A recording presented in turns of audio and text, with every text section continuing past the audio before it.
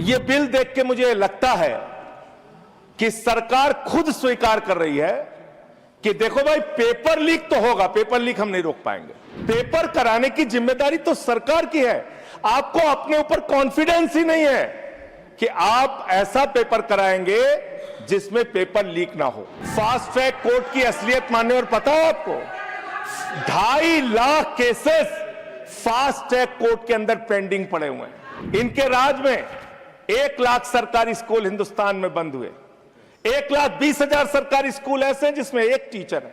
98,000 सरकारी स्कूल ऐसे हैं जिसमें बच्चियों के लिए टॉयलेट का इंतजाम नहीं है।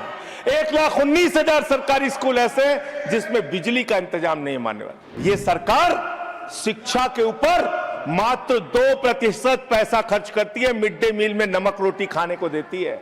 मोदी जी का नारा है, अनपढ़ रहेगा इंडिया तभी तो अंधभक्त बनेगा इंडिया। श्रीमान संजय सिंह जी। धन्यवाद मान्यवर, आपने इस महत्वपूर्ण बिल पे मुझे अपनी बात कहने का मौका दिया। मान्यवर, मैं अपनी बात की शुरुआत नीट पेपर लीक के कारण जिन 21 बच्चों ने आत्महत्या करके अपनी जान दी, उनको सर झुका के नमन करते हुए, श्रद्धांजलि देते हुए अपनी बात शुरू करना चाहता हूं। मैं उन लोगों को भी श्रद्धांजलि देना चाहता हूं जो पिछले 10 साल में 1,23,000 छात्रों ने सुसाइड किया, आत्महत्या किया, और 2,000 छात्र हर साल सिर्फ पेपर लीक के कारण आत्महत्या की जिन्होंने। मान्यवर, मैं ये बिल पढ़ रहा था और आपने नीट के पेपर लीक के कारण जब 22 लाख बच्चे प्रभावित हुए तो आपने कहा री एग्जाम कराएंगे। पहली बार जब आपने एग्जाम कराया तो 22,80,000 बच्चे उसमें बैठे थे, लेकिन दोबारा जब आपने री एग्जाम कराया तो उसमें मात्र 20 लाख बच्चों ने हिस्सा लिया। 2,80,000 बच्चों ने हिस्सा नहीं लिया। उस गुनाह के लिए, उस पाप के लिए जिम्मेदार कौन है? दूसरी बात मान्यवर, यह बिल देख के मुझे लगता है कि सरकार खुद स्वीकार कर रही है कि देखो भाई, पेपर लीक तो होगा, पेपर लीक हम नहीं रोक पाएंगे। पेपर लीक होगा। हत्या के खिलाफ सख्त कानून बनता है, बलात्कार के खिलाफ सख्त कानून बनता है। तो कोई हत्या का अपराधी होता है, बलात्कार का अपराधी होता है जिसको सजा मिलती है। पेपर कराने की जिम्मेदारी तो सरकार की है मान्यवर, पेपर कराने की जिम्मेदारी तो सरकार की है। आपको अपने ऊपर कॉन्फिडेंस ही नहीं है कि आप ऐसा पेपर कराएंगे जिसमें पेपर लीक ना हो।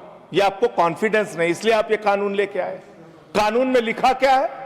इस कानून में आप लिख रहे हैं 2 महीने में इन्वेस्टिगेशन पूरी हो जाएगी, 3 महीने में ट्रायल खत्म हो जाएगा। 2 महीने में इन्वेस्टिगेशन पूरी हो जाएगी, 3 महीने में ट्रायल खत्म हो जाएगा। कितने कोर्ट है आपके पास? पूरे देश में कितने जजेस हैं आपके पास? फास्ट ट्रैक कोर्ट की असलियत मानने और पता है आपको, 2.5 lakh cases fast track court के अंदर पेंडिंग पड़े हुए हैं। यह आपकी हकीकत है। फास्ट ट्रैक कोर्ट की हालत यह है, एक लड़की एसिड विक्टिम, शाहीन नाम है उसका, 15 साल तक फास्ट ट्रैक कोर्ट में उसका मुकदमा चला और 15 साल के बाद सारे के सारे आरोपी बरी हो गए। क्या फास्ट ट्रैक कोर्ट की बात आप कर रहे हैं? गुमराह करने की बात आप करते हैं। मान्यवर, इनके राज में 1 लाख सरकारी स्कूल हिंदुस्तान में बंद हुए। 1,20,000 सरकारी स्कूल ऐसे हैं जिसमें एक टीचर है। 98,000 सरकारी स्कूल ऐसे हैं जिसमें बच्चियों के लिए टॉयलेट का इंतजाम नहीं है। 1,19,000 सरकारी स्कूल ऐसे हैं जिसमें बिजली का इंतजाम नहीं है। मान्यवर, यह सरकार शिक्षा के ऊपर मात्र 2% पैसा खर्च करती है, मिड डे मील में नमक रोटी खाने को देती है। इसलिए क्योंकि मोदी जी का नारा है, अनपढ़ रहेगा इंडिया तभी तो अंधभक्त बनेगा इंडिया। अनपढ़ रहेगा इंडिया तभी तो अंधभक्त बनेगा इंडिया। मान्यवर, इस सरकार ने कोयला चुराया, गैस चुराया, बिजली चुराई, पानी चुराई, शिक्षा चुराया, स्कूल चुराया, अस्पताल चुराया, पेपर चुराया। हम लोगों ने सोचा अब क्या चुराएंगे, बोले हम चंदा भी चुराएंगे, राम का चंदा भी चुराएंगे। पेपर चोरी से लेके चंदा चोरी तक सारे चोरी के गुनाह में तुम लोग शामिल हो। मान्यवर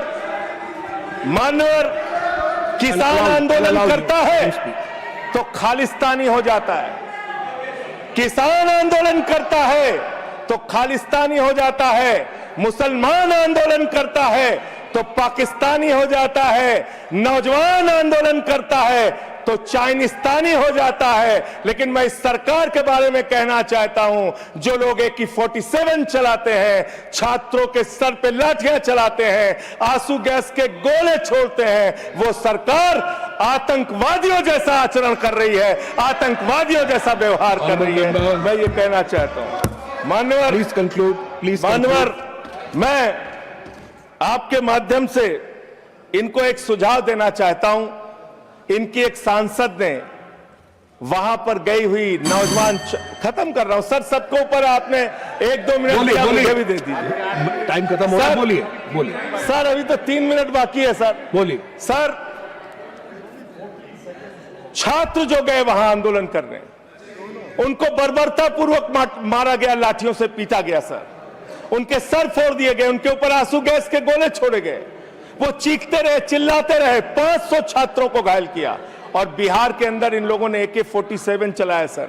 वो आतंकवादी हैं हमारे छात्र, वो हमारे घरों के बच्चे आतंकवादी हैं सर, जिनके ऊपर आपने गोलियां चलाई। और तो और इनकी एक सांसद है मान्यवर, उन्होंने किसान आंदोलन में किसानों को गालियां दी, नौजवानों के आंदोलन में नौजवानों के लिए इतनी भद्दी टिप्पणी की मान्यवर, इस सदन के अंदर मैं कह नहीं सकता मान्यवर। हमारी बच्चियों को यह कहा गया, उनके चरित्र के ऊपर सवाल उठाया गया। मैं निवेदन करना चाहता हूं JP नड्डा जी से, समझाइए अपने उस सांसद को। अभी तो उसको एक थप्पड़ पड़ा, सिर्फ 5 उंगली के निशान पड़े थे। ऐसी बात करोगे, गटर जेनजी को गटर कहोगे, जेनजी को गटर करोगे, तो तुम्हारी सरकार को इस देश का नौजवान, इस देश का जेनजी पकड़ के गटर में डालने का काम करेगा। इसलिए तुम्हारी सरकार को मान्यवर, इसलिए मैं आपसे निवेदन करना चाहता हूं, नौजवानों को गटर जेनजी मत बोलो, तुम्हारी सरकार को उठा के वो गटर में डालने का काम करेंगे। मान्यवर, इसमें ऐसे प्रावधान आप लेके आए हैं। माननीय संजय जी, मैं बस खत्म कर रहा हूं। अकेले स्पीकर हैं आप? हाँ, अकेले हैं। अकेले। सर, मैं ये सोच रहा था कि ये सरकार ऐसा कानून लेके आए, अकेले रहेंगे तब भी तुम्हारे खिलाफ लड़ेंगे, याद रखना। माननीय संजय जी, अकेले रहेंगे तब भी तुम्हारे खिलाफ लड़ेंगे। ये दादागिरी कहीं और दिखाना। बैठ जाओ, चंदा चोरी करते हो तुम लोग। माननीय तरुण जी, मान्य Sanjay ji, address the chair, chair को एड्रेस करें, एड्रेस द चेयर। माननीय संजय जी, मैं खत्म कर रहा हूं सर। अरे नहीं, एड्रेस द चेयर। माननीय तरुण जी, पेपर चोर, प्लीज सर, मैं सोच रहा था संजय जी, अंतिम में एक बात माननीय तरुण जी, पेपर चोर, प्लीज, अकेला रहूंगा तो लड़ूंगा तुमसे, प्लीज, किसी गलत फहमी में मत रहना।